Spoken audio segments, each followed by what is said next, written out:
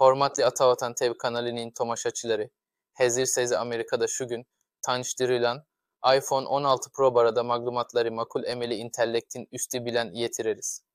Bu ses emeli intellekt bilen yasaldı.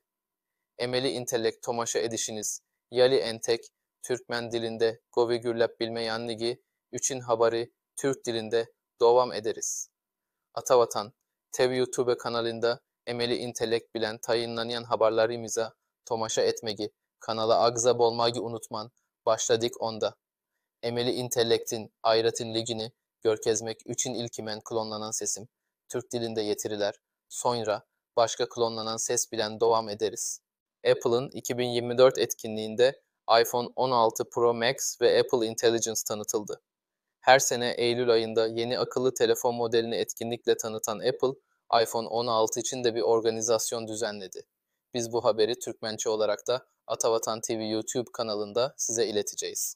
Apple, 2024 etkinliğinde güçlü donanım ve yazılım yenilikleriyle dikkat çeken iPhone 16 Pro Max modelini tanıttı.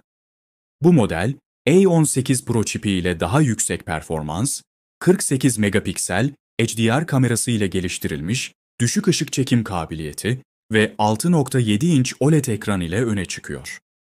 Titanyum çerçevesi cihazı daha hafif ve dayanıklı kılarken, yeni Apple Intelligence teknolojisi sayesinde Siri, kullanıcı alışkanlıklarını öğrenerek daha kişisel bir deneyim sunuyor.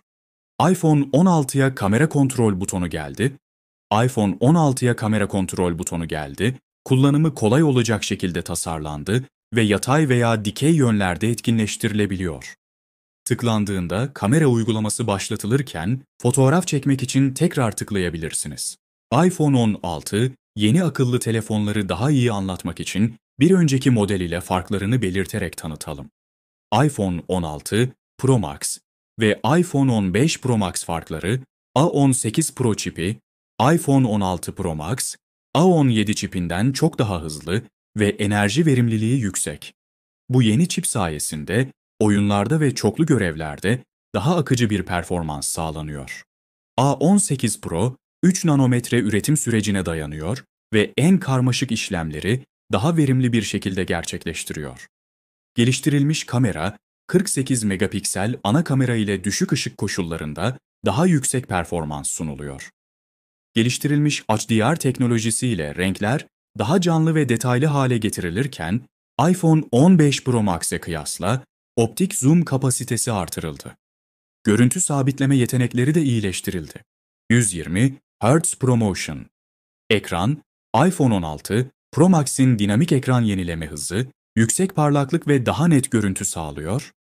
OLED teknolojisi ve ProMotion ekran sayesinde iPhone 15 Pro Max'e göre çok daha akıcı bir kullanıcı deneyimi sunuluyor. Daha uzun pil ömrü, A18 Pro çipin enerji verimliliği daha uzun pil ömrü sağlıyor. iPhone 16 Pro Max, yoğun kullanımda bile daha uzun süre dayanıyor. Bu da günlük kullanımda önemli bir avantaj oluşturuyor. Titanyum tasarım. iPhone 16 Pro Max, hafif ama son derece dayanıklı titanyum çerçeve ile geliyor. Bu, iPhone 15 Pro Max'e kıyasla cihazın daha hafif olmasını sağlıyor ve ergonomik açıdan büyük bir avantaj getiriyor. Apple Intelligence ve Siri. Apple'ın yeni yapay zeka destekli Apple Intelligence teknolojisi, Siri'nin daha kişisel hale gelmesini sağlıyor.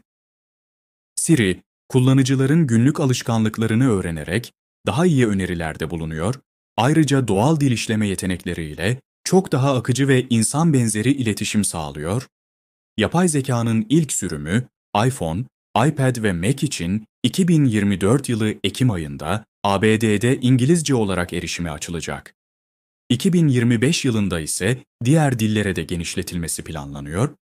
Apple'ın iPhone 16 serisinin ABD başlangıç fiyatı iPhone 16 için $799'dan başlıyor.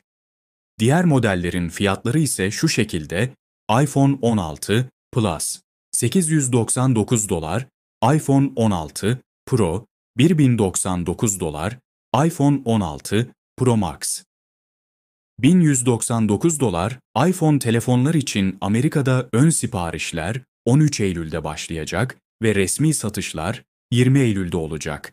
Apple Watch Series 10 ise etkinlikte tanıtılan bir diğer önemli üründü. Bu yeni saat, S10 çift çekirdekli işlemcisiyle güçlendirilmiş olup daha uzun pil ömrü sunuyor. Sağlık takibi özellikleri geliştirilmiş, daha hassas sağlık sensörleri ve artırılmış ekran parlaklığı ile dikkat çekiyor.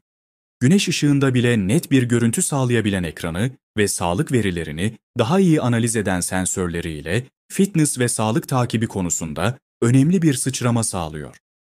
Apple'ın tanıttığı bu yeni ürünler teknoloji dünyasında büyük heyecan yarattı. iPhone 16 Pro Max, özellikle profesyonel kullanıcılar ve teknoloji meraklıları için önemli bir yükseltme olarak öne çıkıyor. Apple Watch Series 10 ise sağlık ve fitness takibi açısından daha gelişmiş bir çözüm sunuyor. Bu ürünler, Apple'ın teknoloji dünyasındaki öncü rolünü pekiştirirken, kullanıcı deneyimini yeni seviyelere taşıyor